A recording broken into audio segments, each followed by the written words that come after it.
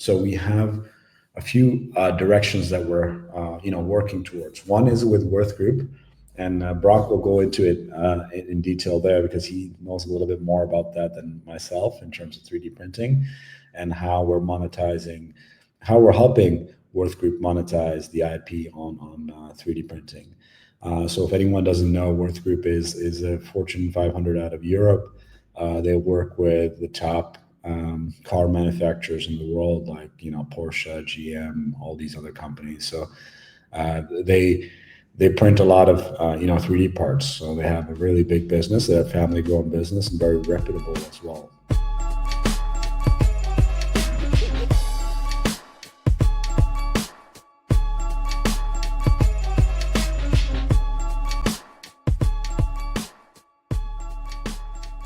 Who are the sorts of customers you guys are targeting, and what are the big problems that they're facing that you truly so deeply believe that Iagon provides that next generation solution for them?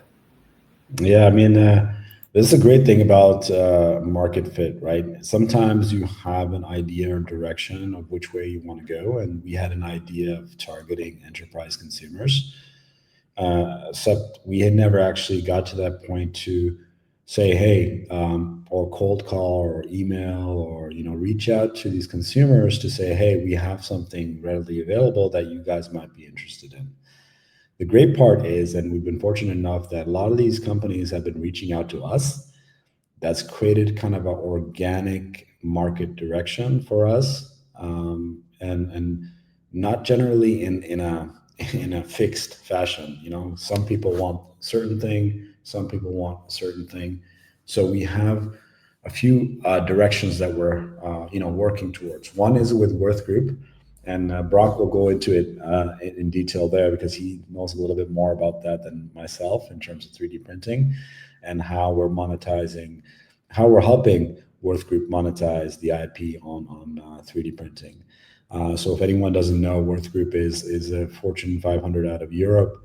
They work with the top car manufacturers in the world, like Porsche, GM, all these other companies. So they print a lot of 3D parts. So they have a really big business. They're a family-grown business and very reputable as well. And then we have the Fortune 50, which is yet to be announced as well, which organically reached out to us. And these things have taken so long to develop, and people in the Web3 world have a hard time sometimes understanding that, hey, things take time, right? And in this specific examples, they do really take a lot of time. So we've developed relationships with enterprises for over a year, right? Before we got to a point where they said, okay, let's go ahead with a pilot, let's go ahead with an MVP and work through this together. So it's taken a long time to back and forth and going through it, but we have a certain direction that we want to target, which is enterprises. One of the things that's common between these enterprises that they've mentioned to us in terms of why Iagon, why are you reaching out to a small company like us when there's so many other Web3 projects or storage protocols out there in the Web3 ecosystem? One of the big things that they like is the compliance factor, and they can see that through the architecture and the way that it's built. And the other thing is that they talk about the infrastructure layer, which is the layer one, and we do highlight that in terms of how Cardano is very secure and decentralized. So I think that does have an effect. One of the main things is obviously the patent that we filed in 2018. And sometimes it goes against the grain of open source kind of thought process, but we've worked so hard and we wanted to make sure we put a lot of our effort and money into the project. And we want to make sure that it pans out the way we think it is, because otherwise it's just a risk without having any protection on the risk. And it's always a risk in any startup, but at least if you have some kind of protection, you have some kind of something to lean back on and relax. I think that's helped a lot, because any of these companies can definitely build out their own platform if they wish to, right? If they have enough funding, and they do have a lot of funding. So what's the reason why they can't build this out? And that's one of the reasons why we have this IP protected, is we can tell them, hey, this IP is protected. You do have to go through us to be able to build it out, right?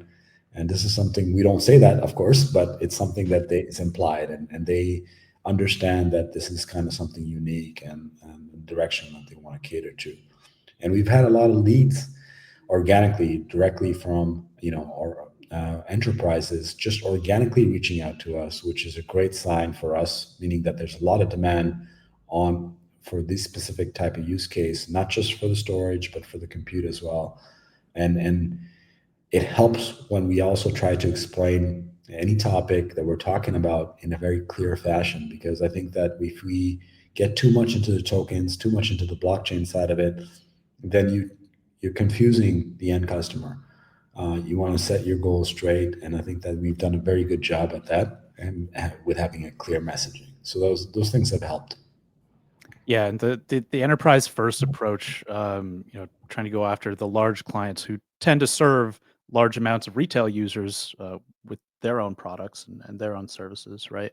And then through, say, like white labeled cloud storage services that use Iagon, or just general product use from their end users, we can kind of scale our adoption a lot faster than trying to acquire like individual retail users to store their personal files and photos on Iagon, right?